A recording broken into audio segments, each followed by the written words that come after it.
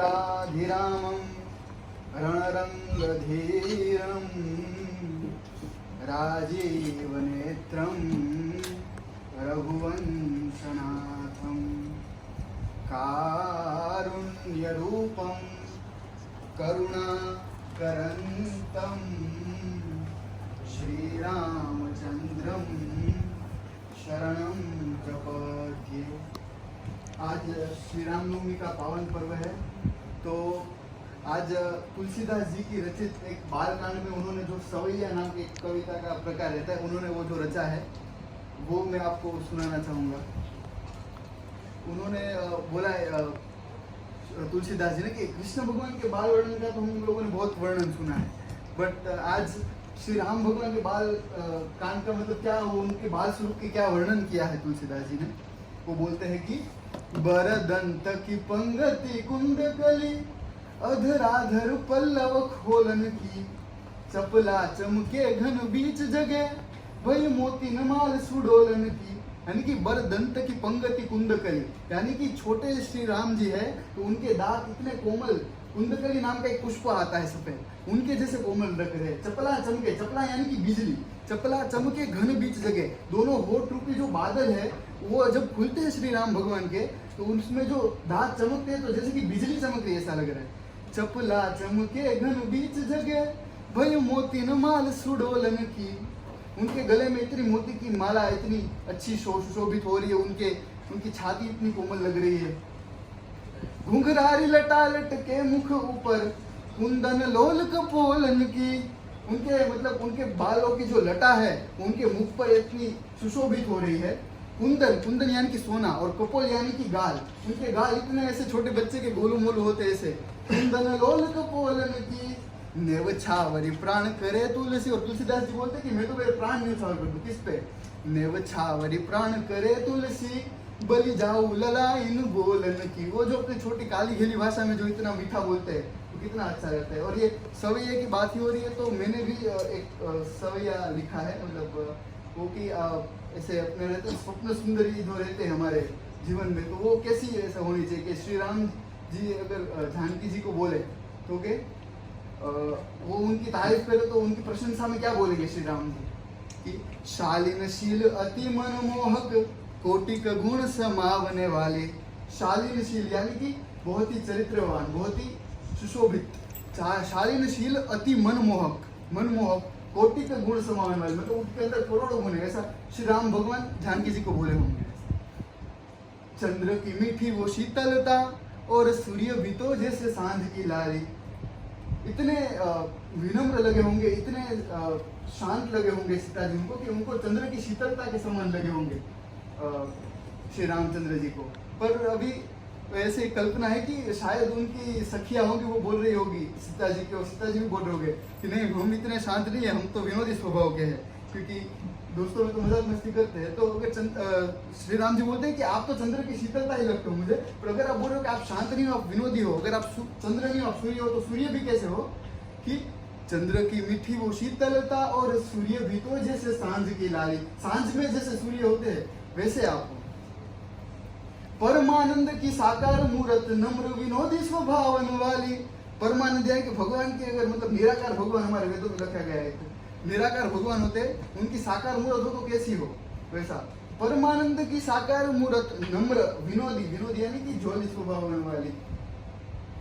अभी लास्ट पंक्ति है, परमानंद की साकार मूर्त नम्र विनोदी स्वभावन वाली, कान्हा की गीता या वेदों की रुचा लागत मुक्ति दिलावन वाली। अभी शायद आप किसी के मन में हो सकता है कि 5000 वर्ष पहले कान्हा जी ने गीता लिखो, 9 लाख वर्ष पहले राम भगवान, तो ये तो जैसे मेरी कल्पना है, मैंने ऐसे इसमें बोला। पर जो कि प्रेम जितना करते थे श्री राम भगवान सीता जी माता जी से, अगर ऐसे शास्त्रों में ऐसे लिखा गया है कि राजा को राज्य में है ना कम से कम 2 शादियां करनी चाहिए, पर श्री राम भगवान सिर्फ 1 शादी की, मिनिमम 2 शादी राजा को इसीलिए करनी चाहिए क्योंकि ज्यादा संतान पैदा हो, और अगर अपने संतान युद्ध में वीर गति को प्राप्त हो, अगर राजा है वो वीर गति को प्राप्त हो, मृत्यु को प्राप्त हो, तो कोई एक वंशज भी बचे तो राज्य अच्छे से चल पाए। इसीलिए पर फिर भी श्री राम भगवान का सीता माता के प्रति इतना प्रेम था कि उन्होंने दूसरा विवाह नहीं किया। पर फिर भी मैंने जब पहले भी बोला था कि प्रेम की पराकाष्ठा भक्ति होती है, तो वैसे उनके भक्त श्री हनुमान जी की उनके इतने प्रति इतना प्रेम था, और मतलब भक्ति में भी इतनी ताकत है कि उन्होंने मतलब इतनी शक्ति हमें कहाँ से मिलती है इतनी। अगर भगवान को सरेंडर कर दे, समर्पण भाव जहाँ पे होता है उसमें बहुत बड़ी शक्ति होती है। क्योंकि जब लक्ष्मण जी को मूर्छा आई थी, मेघनाथ ने बाण मारा था और उनको मूर्छा आ गई, उनको होश नहीं था, और अभी मतलब कि सूर्योदय से पहले अगर संजीवनी ना मिले तो उनके प्राण हरने वाले थे, और सब लोग ऐसे ही मौन बैठे थे। और श्री राम भगवान स्फटिक के माला के मोती जैसे गिर रहे हो वैसे आंख में से आंसू गिर रहे थे। सब लोग मौन थे, अवाक थे, कुछ बोल नहीं रहे थे कि क्या बोले अभी ये परिस्थिति में क्या करे। तब उनके आंसू हनुमान जी को देखा नहीं गया और उन्होंने बोला, सायर को सोच डालू, मेरू को उखेरी डालू, धरातल चीर डालू, भूमि पलटाऊ ना, कालन का मुंड काटी कुतात से युद्ध कर, दंड को छुड़ाई लाई लखन जीवाऊ ना, ब्रह्मर को बेध डालू, अमी से न मार डालू, राम की दुहाई आज अमृत में लाऊ ना, नारण भनंत भयो क्रोधवंत कविराज, औषधि ना लाऊ, राम दूत में कहाऊ ना। कि उन्होंने मतलब बोला कि सायर यानी कि समुद्र को मैं सोच डालू, मेरू पर्वत को मैं उखेड़ डालू, धरातल चीर डालू, एक में गदा मारू और ये पूरी धरती के 2 टुकड़े हो जाए। इतने क्रोधित हो गए थे श्री राम भगवान, इतनी उनमें क्षमता भी थी, उनका पूरा शरीर वज्र का था, उनसे ज्यादा महाबली विश्व में न भूतो न भविष्य कोई हुआ नहीं होगा। फिर भी उन्होंने बोला कि औषधि ना लाऊ, रामदूत में कहा ना। उनका समर्पण भाव देखो, उनकी विनम्रता देखो, और मतलब कि जो भक्ति भाव वाला होता है उनमें इतनी विनम्रता होती है, उसमें अभिमान जरा भी नहीं होता। मतलब कि आज के जमाने में बोलते जो ईगो, क्योंकि जब सुंदरकांड में एक व्याख्यान है कि हनुमान जी जब जल्दी लांग के जा रहे थे, जल्दी यानी समुद्र लांग के जा रहे थे, उधर सुरसा नाम की वो जो राक्षसी थी कि वो मतलब कि जो कोई भी आए तो रावण ने ही उसको बिछा के रखा था कि कोई भी आए तो उसको तुम मार डालना, और वो आई वो तो वो परछाई पकड़ लेती थी, तो वो हनुमान जी को खाना चाहती थी, तो हनुमान जी 2 योजन बड़े हो गए, तो सुरसा जी ने 4 योजन बड़ा मुख किया, तो हनुमान जी 8 योजन बड़े हो गए, तो उससे भी बड़ा मुख किया।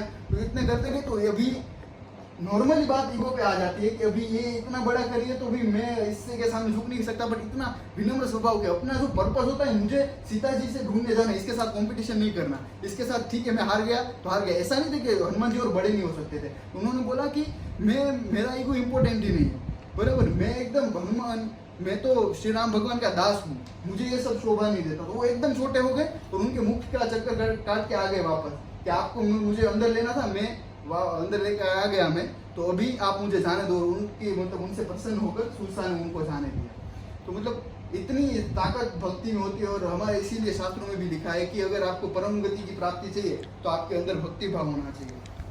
तो इसीलिए मैं एक लास्ट श्लोक बोल के मैं अपनी वाणी को विराम दूंगा। नमामि भक्तवत्सलं कृपालुशीलकोमलं भजामि ते पदाबुजं अकामिनां स्वधामदं निकामश्यामसुन्दरं भवाम्भुनाथमन्दरं प्रफुल्लकञ्जलोचनं मदादिदोषमोचनं। धन्यवाद।